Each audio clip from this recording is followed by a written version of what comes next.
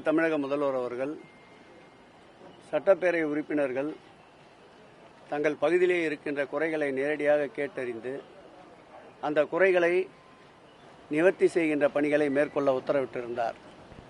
அந்த வகையில் இன்றைக்கு துறைமுக பகுதியில்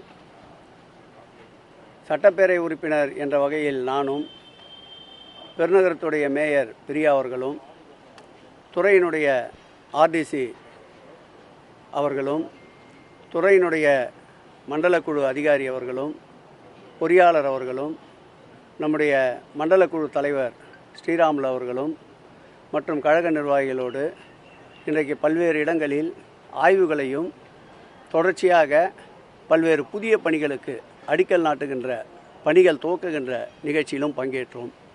அந்த வகையில் வால்டாக்ஸ் சாலையில் அமைந்திருக்கின்ற 1.25 ஏக்கர் நிலப்பரப்பில் ரயில்வேக்கு சொந்தமான இடத்தில் பல காலமாக அங்கு குப்பைகள் அகற்றப்படாததால் நாங்களும் தொடர்ந்து ரயில்வேயிடம் வற்புறுத்தியும் அந்த குப்பைகள் அகற்றப்படாத இருந்த நிலை, அந்த சேர்ந்திருக்கின்ற குப்பைகளால் பல்வேறு வகையில் அந்த பகுதி வாழ்கின்ற பொதுமக்களுக்கு விஷம் கலந்திருக்கின்ற பல ஜீவராசிகளுடைய உபாதைகள் அவ்வப்போது அந்த மக்களுக்கு ஏற்படுவதை அறிந்து இன்றைக்கு அந்த இடத்திற்கு நேரடியாக கலாய்வு செய்து 2 நாட்களிலே அங்கே தேங்கியிருக்கின்ற அனைத்து குப்பைகளும் அகற்றுவதற்கு ஆர்டிசி அவர்களும் நானும் மேயர் அவர்களும் கேட்டுக்கொண்டிருக்கின்றோம்.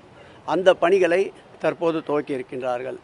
அதோடு வடசென்னைக்கே முழுவதுமாக கல்விக்கூடமாக விளங்குகின்ற பாரதி ஆர்ட்ஸ் கலைக்கல்லூரியில் மாண்புமிகு தமிழக முதல்வர் பொறுப்பேற்ற பிறகு அந்த கல்லூரிக்கு தேவையான ஆய்வரங்கங்கள் ஒரு 4.5 கோடி ரூபாய் செலவில் ஏற்கனவே கட்டப்பட்டிருந்தது. அந்த கல்லூரிக்கு தேவையான கட்டிட அமைப்பு வசதி தேவை என்ற கோரிக்கையை அடுத்து மாண்புமிகு தமிழக முதல்வர் அவர்கள் சிறப்பு நிதியாக 25 கோடி ரூபாயை வழங்கி அந்த பள்ளிக்கு தேவையான கூடுதல் கட்டிடங்களை கட்டி முடிக்கின்ற தருவாயில் இருக்கின்றது.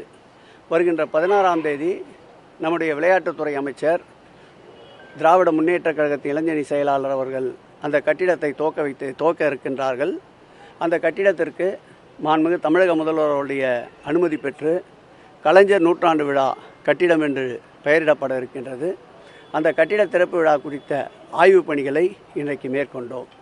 பிரகாசம் சாலையிலே நடந்து வருகின்ற மழைநீர் வடிகால் பணிகளை விரைவுபடுத்தவும், பிரகாசம் சாலைகளில் மிஸ் லிங்கன் சொல்லப்படுகின்ற விடுபட்ட பகுதியில் மழைநீர் கால்வாய் கட்டமைக்கின்ற பணியை சுமார் 60 லட்சம் ரூபாய் செலவிலே பணியினை துவக்கி வைத்தோம்.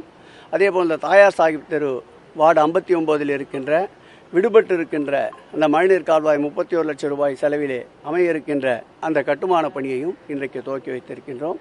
பெருநகரத்தை பொறுத்தளவில் அனைத்து வகையிலேயும் வட சென்னையை வாடாத சென்னையாக்க முயற்சிக்கின்ற மாண்புமிகு தமிழக முதல்வர் அவருடைய கரத்திற்கு வலு சேர்க்கின்ற வகையில் தொடர்ந்து இது போன்ற ஆய்வுகளையும் இது போன்ற மக்களுக்கு தேவையான அடிப்படை பணிகளையும் சென்னை பெருநகர மாநகராட்சியோடு இணைந்து இந்த மாவட்டத்துடைய அமைச்சர் என்ற வகையில் அனைத்து தொகுதிகளிலும் இது போன்ற மக்கள் அடிப்படை தேவைகளை நிறைவேற்றுகின்ற பணிகளை தொடர்ந்து ஆய்வின் மூலமாகவும், பணிகளை திட்டமிட்டு துவக்குகிறதன் வாயிலாகவும், முடிவுற்ற பணிகளை திறப்பதன் வாயிலாகவும், நடந்து கொண்டிருக்கின்ற பணிகளை விரைவுபடுத்துவதற்கும் தொடர்ந்து ஆய்வினை மேற்கொண்டு வருகின்றோம்.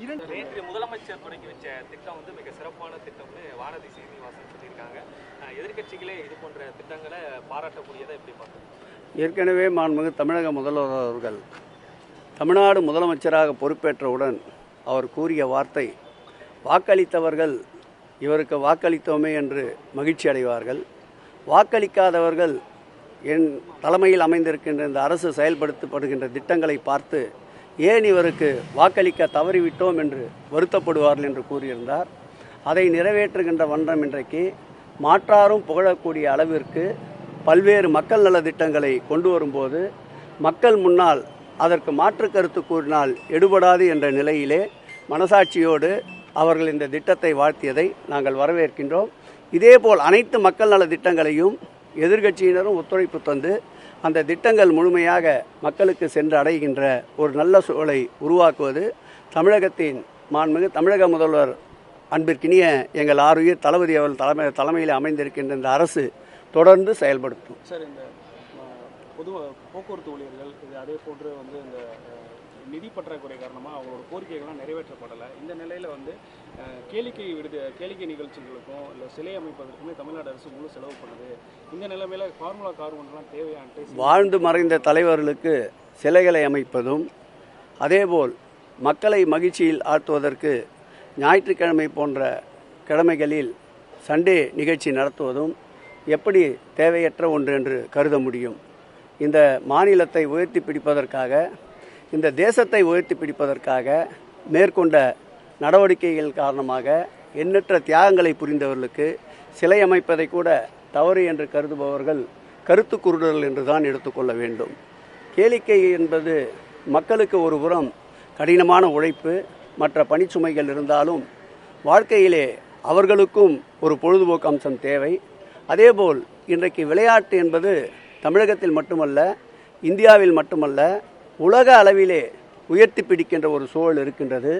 ஒலிம்பிக் போன்ற நிகழ்ச்சிகளில் பங்கேற்பதற்கு அனைத்து துறைகளிலும் நாம் அனுபவம் வாய்ந்த முன்னணியிலே இருக்கின்ற சாதனையாளர்களை உருவாக்க வேண்டும் என்றால் இது போன்ற நிகழ்ச்சிகள் நடக்கத்தான் வேண்டும்.